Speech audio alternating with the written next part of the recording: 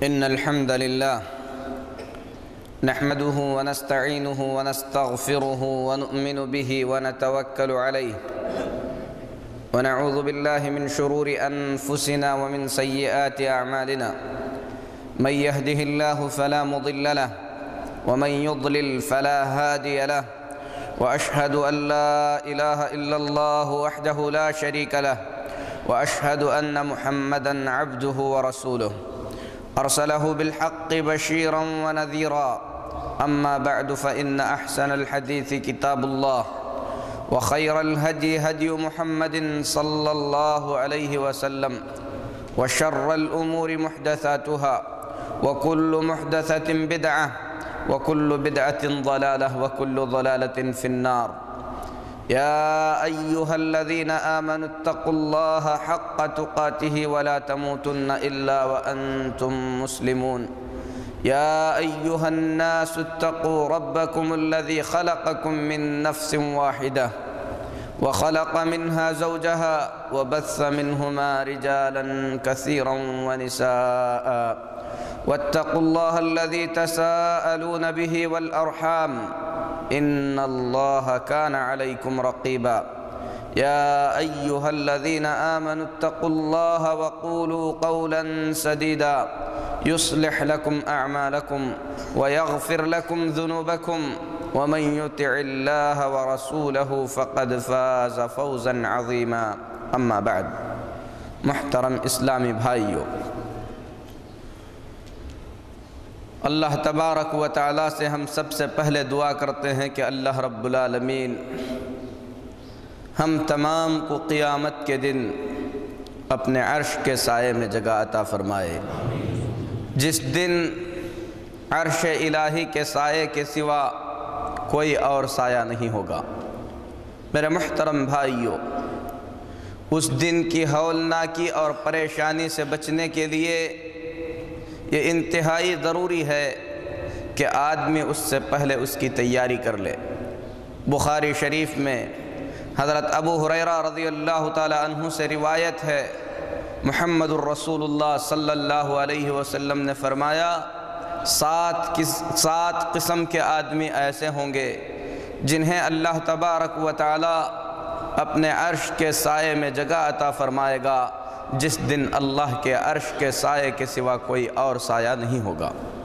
سب سے پہلے نبی کریم صلی اللہ علیہ وسلم نے اس آدمی کا ذکر فرمایا جو لوگوں کا امیر ہو، حاکم ہو اور ان کے درمیان عدل و انصاف کے ساتھ فیصلہ کرے۔ دوسرا شخص جس نے اپنی جوانی اللہ تبارک و تعالیٰ کی اطاعت اور فرما برداری میں گزاری ہو۔ تیسرا وہ شخص جس کا دل مسجدوں سے لگا ہوا ہو۔ میرے محترم بھائیو، چوتھا آدمی جس کا ذکر نبی کریم صلی اللہ علیہ وسلم نے فرمایا، وہ شخص جسے کوئی خوبصورت عورت بدکاری کی دعوت دے، جو صاحب منصبت بھی ہو، اور وہ شخص اللہ سے ڈرتے ہوئے اس بدکاری سے باز آ جائے۔ نبی کریم صلی اللہ علیہ وسلم نے فرمایا، رجل دعته امرأة ذات منصب وجمال فقال انی اخاف اللہ۔ ایسا شخص، ایسا آدمی، ایسا مرد جسے کوئی خوبصورت صاحب منصبت اونچے گھرانے کی عورت بدکاری کی دعوت دے اور وہ کہے کہ میں اللہ سے ڈرتا ہوں۔ میرے محترم بھائیو، امت محمدیہ کو اللہ تبارک و تعالی جن چیزوں سے آزماتا ہے، ان چیزوں کا ذکر کرتے ہوئے نبی کریم صلی اللہ علیہ وسلم نے فرمایا، بنی اسرائیل کا سب سے پہلا فتنہ عورت کی وجہ سے تھا، اور میری امت کا فتنہ مال ہے۔ دوسری روایت میں نبی کریم صلی اللہ علیہ وسلم نے فرمایا کہ عورتیں مردوں کے لیے فتنہ ہیں اور شیطان کا جال ہیں۔ اسی لیے انسان کو چاہیے کہ اللہ تبارک و تعالیٰ کا خوف اپنے دل میں بٹھائے بدکاریوں سے اپنے آپ کو دور رکھنے کی کوشش کرے۔ میرے محترم بھائیوں، زناکاری، بدکاری ایک ایسا عمل ہے جسے ہر مذہب برا سمجھتا ہے، اور اسی لیے اسلام نے زنا اور بدکاری کرنے سے منع ہی نہیں کیا، بلکہ اللہ تبارک و تعالیٰ نے زنا کے قریب جانے سے بھی منع فرمایا۔ اللہ نے فرمایا وَلَا تَقْرَبُوا الزِّنَا إِنَّهُ كَانَ فَاحِشَةً وَسَاءَ سَبِيلًا، زنا کے قریب بھی نہ جاؤ کیونکہ یہ فاحشہ یعنی گندہ کام اور برا راستہ ہے۔ بلکہ ایک زانی، ایک بدکار جب زنا کرتا ہے، بدکاری کرتا ہے، تو محمد الرسول اللہ صلی اللہ علیہ وسلم نے فرمایا ایمان کی حالت میں نہیں ہوتا۔ آپ فرماتے ہیں لا یزنی الزانی حین یزنی وہو مؤمن، ایک زنا کرنے والا جب زناکاری کرتا ہے تو وہ حالت ایمان میں نہیں ہوتا، اس کا ایمان نکل جاتا ہے۔ دوسری روایت میں اس کی وضاحت کرتے ہوئے نبی کریم صلی اللہ علیہ وسلم نے فرمایا جب زانی زنا کرتا ہے تو اس کا ایمان ایسے نکل جاتا ہے جیسے تم میں سے کوئی شخص اپنے سر سے اپنی قمیص کو نکال دیتا ہے۔ میرے محترم بھائیوں، زناکاری کے قریب جانے سے منع اللہ تبارک و تعالیٰ نے منع فرمایا، تو نبی کریم صلی اللہ علیہ وسلم نے اس کی وضاحت کرتے ہوئے فرمایا، حضرت ابو ہریرہ رضی اللہ تعالیٰ عنہ حدیث کے راوی ہیں، بخاری اور مسلم کی حدیث ہے، نبی کریم صلی اللہ علیہ وسلم فرماتے ہیں کتب علی ابن آدم نصیبہ من الزنا، بنی آدم پر زناکاری کا ایک حصہ جو لکھا گیا ہے وہ بے شک اس کو کر کے ہی رہے گا۔ اس کی وضاحت نبی کریم صلی اللہ علیہ وسلم نے فرمائی، کہا فالعینان زناہما النظر، آنکھیں بدکاری کرتی ہیں، آنکھیں زنا کرتی ہیں، اور ان کا زنا اللہ کی حرام کردہ چیزوں کو دیکھنا ہے، غیر محرم عورتوں کی طرف دیکھنا ہے، لڑکیوں کی طرف نظریں لگانا ہے۔ اسی طریقے سے میرے محترم بھائیوں، گندی تصویروں کو دیکھنا، فلموں کو دیکھنا، یہ سب اس میں داخل ہوتا ہے۔ رسول اللہ صلی اللہ علیہ وسلم فرماتے ہیں فَالْعَيْنَانِ زِنَاهُمَا النَّظَرُ، آنکھیں ان کی بدکاری اللہ کی حرام کردہ چیزوں کو دیکھنا ہے۔ وَالْأُذُنَانِ زِنَاهُمَا الْإِسْتِمَاعُ، کان ان کی بدکاری، ان کا زنا اللہ کی حرام کردہ چیزوں کو سننا ہے، عورتوں کی آواز کو سننا ہے، عورتوں کے ساتھ گفتگو کرنا ہے، جن کے ساتھ گفتگو کرنے سے اللہ تبارک و تعالیٰ نے منع فرمایا ہے۔ اسی طریقے سے میرے محترم بھائیوں، گانے سننا، میوزک سننا، یہ سب اسی بات میں داخل ہوتا ہے۔ اللہ کے رسول صلی اللہ علیہ وسلم فرماتے ہیں وَاللِّسَانُ زِنَاهُ الْكَلَامُ، انسان کی زبان اس کا زنا باتیں کرنا ہے، عورتوں کے ساتھ باتیں کرنا، زنا کی دعوت دینا، زناکاری کی باتیں کرنا۔ اللہ تبارک و تعالیٰ نے جن عورتوں کے ساتھ ملنا بیٹھنا منع کیا ہے ان سے بات چیت کرنا یہ زبان کا زنا ہے، اور اللہ کے نبی صلی اللہ علیہ وسلم فرماتے ہیں وَالْيَدُ زِنَاهَا الْبَطْشُ، ہاتھ اس کی بدکاری اللہ کی حرام کردہ چیزوں کو پکڑنا ہے، اللہ کی حرام کردہ عورتوں سے مصافحہ کرنا ہے، ان سے ملنا ہے، ان کے ساتھ ملنا بیٹھنا ہے۔ میرے محترم بھائیو، آپ فرماتے ہیں وَالرَّجُلُ زِنَاهَا الْخُطَى، آدمی کا پیر بھی زنا کرتا ہے، اور اس کا زناکاری کی طرف چل کے جانا، اللہ کی حرام کردہ چیزوں کی طرف چل کر جانا، بدکاری کے لیے اپنے قدم آگے بڑھانا، یہ آدمی کے پاؤں کا زنا ہے۔ والقلب یہوی، نبی کریم صلی اللہ علیہ وسلم فرماتے ہیں دل کا زنا، کسی کی طرف مائل ہونا، عورتوں کی طرف اپنے دل کو پھیر لینا، یہ دل کا زنا ہے۔ والفرج یصدق ذلك كله ويكذبه، اس کے بعد انسان کی شرمگاہ ان تمام چیزوں کی یا تو تصدیق کرتی ہے یا تو تکذیب کرتی ہے۔ آدمی اپنے آپ کو زناکاری سے دور رکھنا چاہتا ہے تو ان تمام وسائل کو دور رکھنا ہوگا۔ اللہ تبارک و تعالیٰ نے جن چیزوں کے دیکھنے سے منع فرمایا ہے، آدمی اپنی نظروں کو اس سے محفوظ رکھے۔ قرآن پاک میں اللہ رب العالمین نے فرمایا قُلْ لِلْمُؤْمِنِينَ يَغُضُّوا مِنْ أَبْصَارِهِمْ، اے نبی صلی اللہ علیہ وسلم، آپ مومن مردوں سے کہہ دیجئے کہ وہ اپنی نظروں کو نیچے رکھیں۔ اسی طریقے سے مومنہ عورتوں کو بھی حکم دیا گیا وَقُلْ لِلْمُؤْمِنَاتِ يَغْضُضْنَ مِنْ أَبْصَارِهِنَّ، اے نبی صلی اللہ علیہ وسلم مومنہ عورتوں سے بھی کہہ دیجئے کہ وہ اپنے نظروں کو نیچی رکھیں۔ ام المؤمنین عائشہ رضی اللہ تعالی عنہ کے پاس ایک صحابی آئے جو نابینا تھے۔ اللہ کے نبی صلی اللہ علیہ وسلم نے فرمایا کہ ان سے پردہ کرو۔ ام المؤمنین نے کہا اے اللہ کے نبی صلی اللہ علیہ وسلم یہ نابینا ہیں۔ رسول اللہ صلی اللہ علیہ وسلم نے فرمایا کہ تم تو نابینا نہیں ہو۔ میرے محترم بھائیو، نگاہیں حدیث میں اسے شیطان کا زہر آلود تیر کہا گیا ہے، اور نبی کریم صلی اللہ علیہ وسلم نے فرمایا الاولی لک والثانیۃ علیک، اچانک نظر پڑ جائے تو اللہ معاف کر دیتا ہے، اگر اس نظر کو نہیں پھیر لوگے یا دوبارہ دیکھو گے تو تمہارے نامہ اعمال میں اس کا گناہ لکھا جاتا ہے۔ اسی لیے میرے محترم بھائیوں، آدمی کو چاہیے کہ اپنے نظروں کی حفاظت کرے۔ زناکاری کے قریب جانے سے منع کرتے ہوئے، عورت کو ترغیب دیتے ہوئے اسلام نے یہاں تک فرما دیا، حضرت ابو موسیٰ اشعری رضی اللہ تعالی عنہ حدیث کے راوی ہیں، ترمذی اور نسائی میں اس حدیث کو بیان کیا گیا ہے۔ اللہ کے نبی صلی اللہ علیہ وسلم فرماتے ہیں جو کوئی عورت خوشبو لگا کر مردوں کی محفل سے گزرتی ہے یہ سوچ کر کہ اس کی خوشبو کو وہ پالیں، اللہ کے نبی صلی اللہ علیہ وسلم فرماتے ہیں فَهِيَ زَانِيَةٌ، یہ عورت بدکار ہے، اس نے بدکاری کی دعوت دی ہے، بدکاری کی طرف لوگوں کو مائل کرتی ہے۔ اسی لیے میرے محترم بھائیوں، آدمی کو چاہیے کہ اپنے عفت، اپنے ناموس، اپنے عزت کی حفاظت کرے۔ اللہ کے رسول صلی اللہ علیہ وسلم نے زناکاری اور بدکاری کو قیامت کی نشانیوں میں سے ایک بڑی نشانی قرار دی۔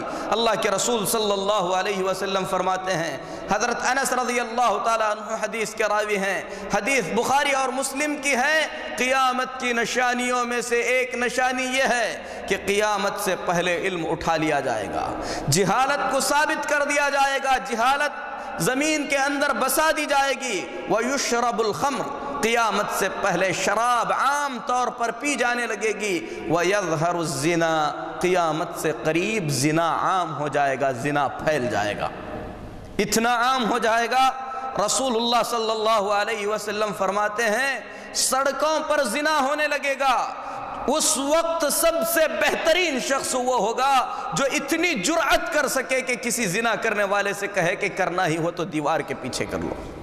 میرے محترم بھائی، اللہ کے رسول صلی اللہ علیہ وسلم نے اس فاحشہ کے بارے میں فرمایا، بخاری شریف میں ہے، میری امت میں ایسے لوگ ہوں گے جو اللہ کی حرام کردہ شرمگاہوں کو حلال کر لیں گے، اس کے بعد ناچ گانے کو حلال کر لیا جائے گا، شراب پی جانے لگے گی۔ اللہ کے نبی صلی اللہ علیہ وسلم فرماتے ہیں کہ اللہ تبارک و تعالی ان کو بندروں اور سوروں کی شکل میں بدل دے گا، ان کے چہرے مسخ کر دیے جائیں گے۔ میرے محترم بھائیوں، نبی کریم صلی اللہ علیہ وسلم نے امت کی بربادی زناکاری کے عام ہونے پر بتلائی ہے۔ ام المؤمنین میمونہ بنت حارث رضی اللہ تعالی عنہ بیان فرماتی ہیں، نبی کریم صلی اللہ علیہ وسلم نے فرمایا لا تزال امتی بخیر ما لم یفش فیہم ولد الزنا، میری امت خیر میں رہے گی، بھلائی میں رہے گی اس وقت تک جب تک کہ امت کے اندر زناکار اولاد کا اضافہ نہ ہو جائے، زناکار اولاد زیادہ سے زیادہ نہ ہونے لگے۔ جب بدکاری زیادہ ہو جائے گی، اس سے پیدا ہونے والی اولاد زیادہ ہو جائے گی، یوشک ان یعممہم اللہ بعذاب، اللہ تبارک و تعالی سب پر عام عذاب نازل فرما دے گا، سب کو ہلاک و برباد کر دے گا۔ میرے محترم بھائیوں، یہ زناکاری، یہ بدکاری اگر کسی نوجوان کے بجائے کسی بوڑھے سے صادر ہو تو یہ اس سے زیادہ جرم ہے، اگر کسی نوجوان سے صادر ہو تو شریعت اسلامیہ نے اس کی شناعت، اس کی قباحت اور اس کی برائی کے پیش نظر یہ سزا مقرر فرمائی کہ اسے 100 کوڑے مارے جائیں۔ اللہ رب العالمین نے فرمایا الزانی والزانیۃ فاجلدوا کل واحدۃ منہما 100 جلدہ، زناکار مرد یا زناکار عورت جو بھی ہو اسے 100 کوڑے مارے جائیں، اور یہ 100 کوڑے تمام لوگوں کے سامنے مارے جائیں تاکہ لوگوں کے لیے اس میں زجر اور اللہ تبارک و تعالیٰ کی پکڑ کا خوف ہو۔ بلکہ نبی کریم صلی اللہ علیہ وسلم نے ان 100 کوڑوں کے ساتھ اس سزا کا بھی اضافہ کر دیا کہ ایسے شخص کو شہر سے باہر کر دیا جائے، شہر بدر کر دیا جائے۔ یہ اس شخص کی سزا ہے جو شادی سے پہلے زنا کرے۔ اگر شادی کے بعد زنا کرے، نبی کریم صلی اللہ علیہ وسلم نے اس کے سلسلے میں یہ فیصلہ سنا دیا کہ ایسا شخص جس کے پاس حلال طریقے سے اپنی شہوت کو پورا کرنے کا طریقہ موجود ہے، اس کے باوجود بھی وہ بدکاری کی طرف آمدہ ہوتا ہے، تو ایسا شخص دنیا میں رہنے کے قابل ہی نہیں، لہذا اسے پتھروں سے مار مار کر ہلاک کر دیا جائے۔ قرآن کریم میں آیتیں اتری تھیں، الشیخ والشیخۃ اذا زنیا فجلدوہما فرجموہما البتہ، بوڑھا اور بوڑھی یعنی شادی شدہ اگر زنا کر لیں تو انہیں پتھروں سے مار کر ہلاک کر دو۔ یہ آیت کریمہ تلاوت تو اس کی منسوخ ہو گئی، لیکن اللہ تبارک و تعالیٰ نے اس کے حکم کو قیامت تک کے لیے باقی رکھا۔ میرے محترم بھائیو، شادی کے بعد اگر زنا کوئی کرے، اسلام میں اس کی سزا سنگساری ہے، یعنی پتھروں سے مار کر اسے ہلاک کر دینا ہے۔ اگر کوئی شخص بڑھاپے میں زنا کرے تو یہ اس سے بھی زیادہ قبیح اور اس سے بھی زیادہ بری چیز ہے۔ محمد الرسول اللہ صلی اللہ علیہ وسلم نے صحابہ کرام رضوان اللہ علیہم اجمعین سے پوچھا، کیف تظنون الزنا، زنا کے بارے میں تم کیا کہتے ہو؟ صحابہ نے کہا، حرام حرمہ اللہ ورسولہ فہو حرام الی یوم القیامہ۔ اے اللہ کے نبی صلی اللہ علیہ وسلم، زنا ایک حرام چیز ہے، اللہ تبارک و تعالیٰ نے اور اللہ کے رسول صلی اللہ علیہ وسلم نے اسے حرام کیا ہے، یہ قیامت تک کے لیے حرام ہے۔ محمد الرسول اللہ صلی اللہ علیہ وسلم نے زنا کی اس قباحت کو بیان کرنے کے بعد فرمایا، لَأَن يَزْنِيَ الرَّجُلُ بِعَشْرِ نِسْوَةٍ أَيْسَرُ مِنْ أَن يَزْنِيَ بِحَلِيلَةِ جَارِهِ۔ آدمی اپنی پڑوسن کے ساتھ زنا کرے، پڑوس کی عورت کے ساتھ زنا کرے، یہ کہیں زیادہ برا ہے اس چیز سے کہ آدمی دوسری 10 عورتوں سے زنا کرے۔ یعنی زناکاری ایک حرام چیز ہے، بدکاری ہے، حرام ہے، اللہ اور اس کے رسول نے اسے حرام کیا ہے۔ اس زناکاری کی شناعت اور قباحت اس وقت اور بڑھ جاتی ہے جب یہ کام پڑوس کی عورت کے ساتھ کیا جائے۔ بوڑھا زنا کرے، اس کے سلسلے میں نبی نے فرمایا، ابو ہریرہ رضی اللہ تعالیٰ عنہ حدیث کے راوی ہیں، حدیث مسلم شریف کی ہے، 3 قسم کے آدمی ایسے ہیں جن کی طرف اللہ تبارک و تعالیٰ قیامت کی طرف دیکھے گا بھی نہیں، ان کا تزکیہ بھی نہیں فرمائے گا۔ ان میں سے پہلا شخص شیخ زان، جو بوڑھا ہے اور بڑھاپے کی حالت میں زنا کرے۔ کیوں؟ اہل علم کہتے ہیں جو شخص بڑھاپے کی حالت میں زنا کرے، اس کا مطلب یہ ہے کہ وہ اللہ تبارک و تعالیٰ کی نافرمانی کو پسند کرتا ہے، کیونکہ بدکاری کرنے کے جو اسباب ہیں وہ اسباب تقریباً اس میں ختم ہو چکے ہیں، اس کے باوجود بھی اگر وہ زنا کرتا ہے تو اللہ کی نافرمانی اسے پسند ہے۔ وہ اپنی شہوت سے مجبور ہو کر زنا نہیں کر رہا ہے، بلکہ اللہ کی نافرمانی کا عمدن ارادہ کر رہا ہے، اسی لیے قیامت کے دن اللہ تبارک و تعالیٰ اس کی طرف نہیں دیکھے گا۔ اسی طریقے سے وہ شخص جو بادشاہ ہے، بادشاہ ہو کر جھوٹ بولتا ہے، کیونکہ وہ اپنا حق کیسے بھی حاصل کر سکتا ہے، سچ بول کر بھی حاصل کر سکتا ہے، بغیر ضرورت کے اگر یہ جھوٹ بول رہا ہے تو یہ اللہ کی نافرمانی کا عمدن ارادہ کر رہا ہے۔ اسی طریقے سے تیسرا شخص جس کی طرف قیامت کے دن اللہ تبارک و تعالی نہیں دیکھے گا، وہ متکبر اور غرور کرنے والا شخص ہے جو فقیری کی حالت میں ہو۔ ایک آدمی مالدار ہو کر غرور کرے، پھر بھی ایک بات ہے کہ اس کے پاس مال ہے، غرور کے اسباب ہیں، غرور کر رہا ہے، لیکن جو فقیر ہو اس کے باوجود غرور اور تکبر کرے تو یہ معقول بات نہیں ہے۔ اسی لیے قیامت کے دن اللہ تبارک و تعالی اس کی طرف نظر کرم سے نہیں دیکھے گا۔ میرے محترم بھائیو،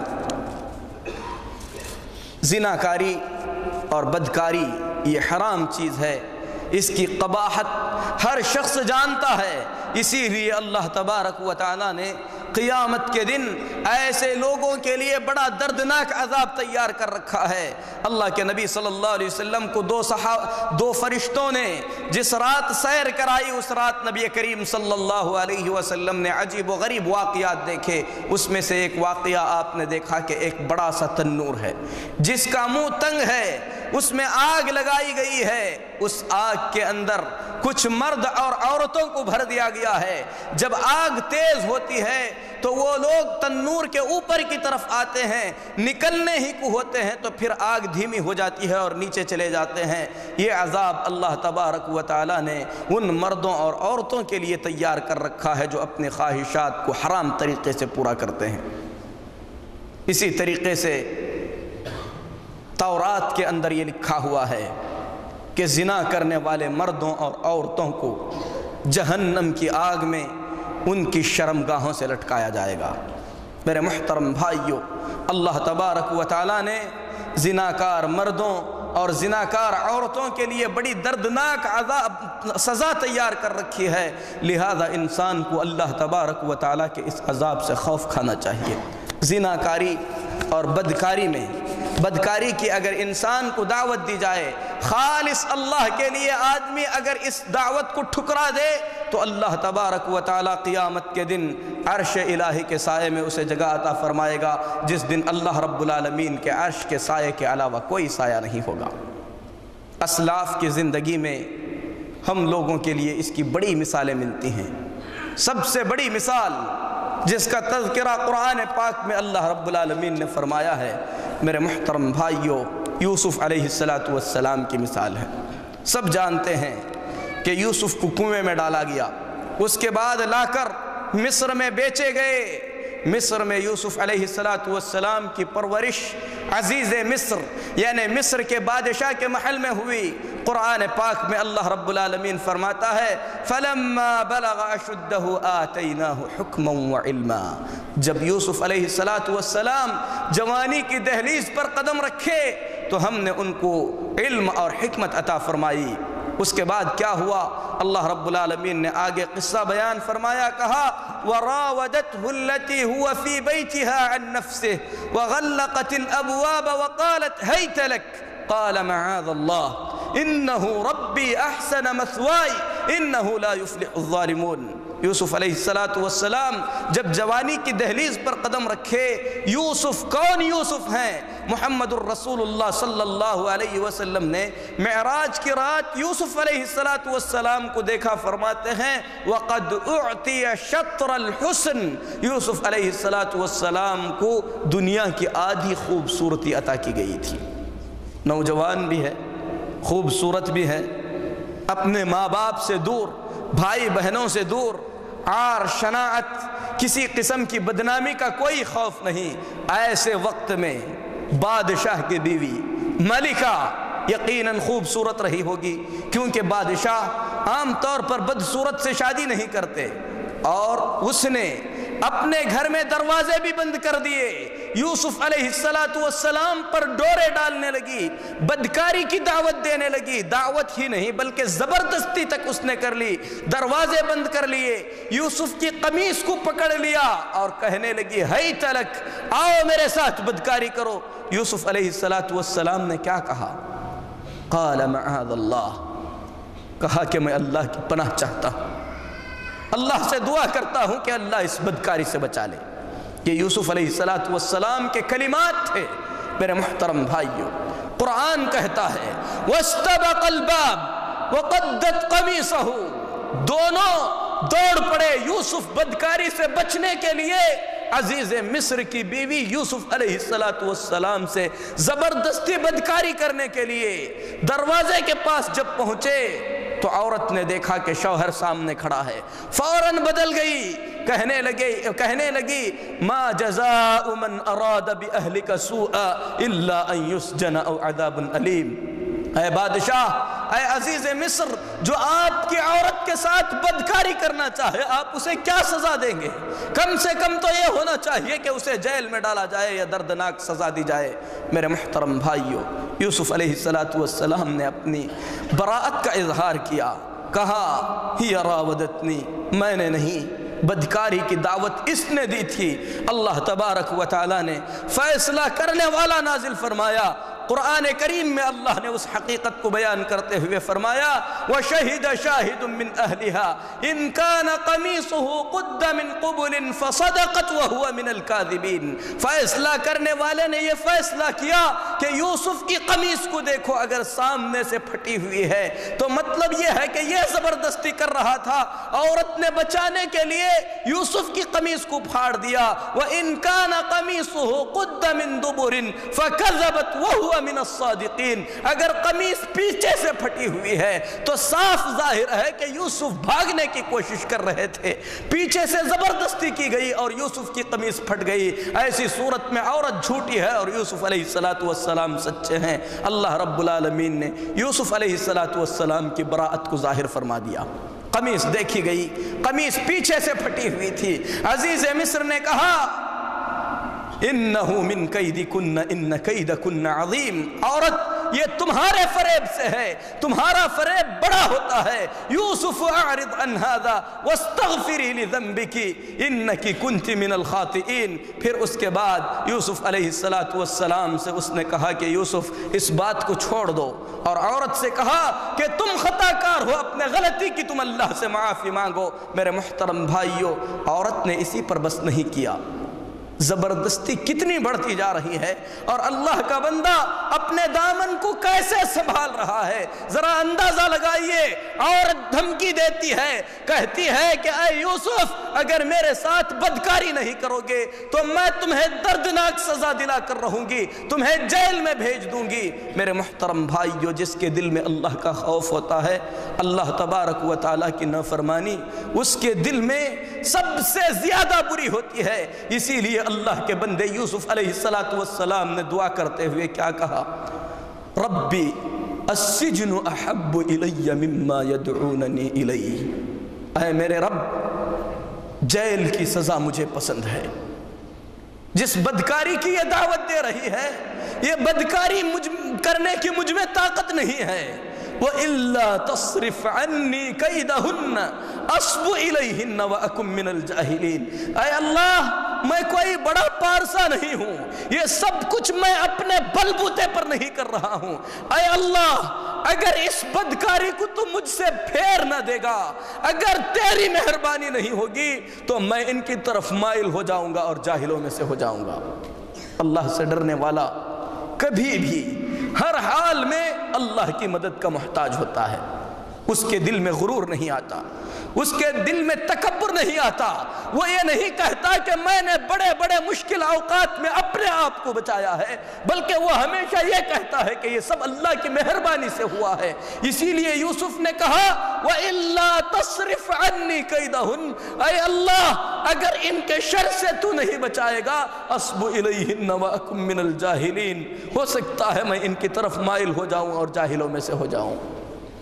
بالفعل یوسف علیہ السلام کو جیل میں رکھا گیا۔